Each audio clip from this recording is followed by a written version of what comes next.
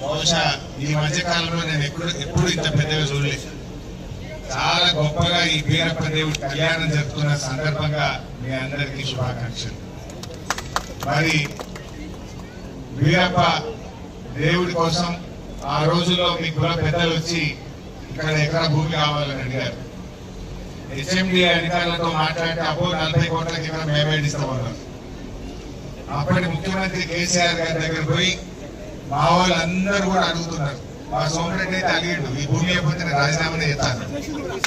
రాజీనామా ఇచ్చింది.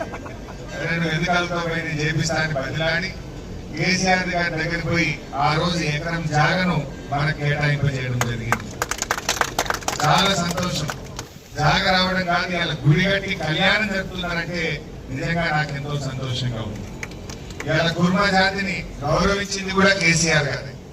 ఆనాడు కుర్మలు ఎమ్మెల్యే అయితలేరు, ఎమ్మెల్సీ అయితలేరు అని చెప్పి మరి మల్లేష్ గారిని పిలిచి ఎమ్మెల్సీ ఇచ్చి గౌరవించింది కూడా జాతిని ఇవాళ కేసీఆర్ గారు. గొర్రెయడమే కాదు, చట్టసభల్లో కూడా ప్రవేశాన్ని కల్పించిండ్రు మన కేసీఆర్ గారు. మరి ఈ రకంగా రాష్ట్ర వ్యాప్తంగా కూడా మన కుర్మ జాతిని గౌరవిస్తూ ఫస్ట్ టైం మల్లన్న దేవుడు అంటే కుర్మల ఆరాధ్య దేవుడు. ఆ మల్లన్న దేవుడికి చైర్మన్ గా ఫస్ట్ టైం కుర్మలకు అవకాశం ఇచ్చింది కూడా బీఆర్ఎస్ ప్రభుత్వమే. మరి కొమరెల్లి మల్లన్న దేవుడు అంటే అందరికి ఫేమస్, అందరం పోతామాటికి.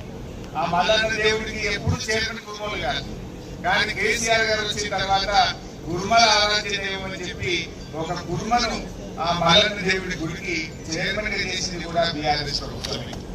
అంతేకాదు ఆ మల్లన్న దేవుడి మీద కాళేశ్వరం ప్రాజెక్టులో భాగంగా మల్లన్న సాగర్ ప్రాజెక్టు పెట్టి చరిత్రలో మల్లన్న దేవుడిని నిలిపిండు కేసీఆర్.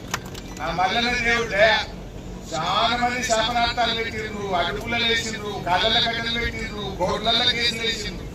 ఎవరెన్ని కేసులు వేసినా, ఎన్ని కట్టెలు పెట్టినా, ఎన్ని అడ్డాలు పెట్టినా ఆ మల్లన్న దేవుడు దయవుడి యొక్క కొమరెల్లి మల్లన్న సాగర్ ను పూర్తి చేసినాం. దాని నిండా కాళేశ్వరం నీళ్లు తెచ్చి నింపి పెట్టినాం. ఇవాళ రేవంత్ రెడ్డి ఆ మల్లన్న దేవుడి ఆ దయతో కట్టిన మల్లన్న సాగర్ నుంచి ఇప్పుడు హైదరాబాద్ కు నీళ్లు తెస్తా, మూసి సుందరీకరణ చేస్తా.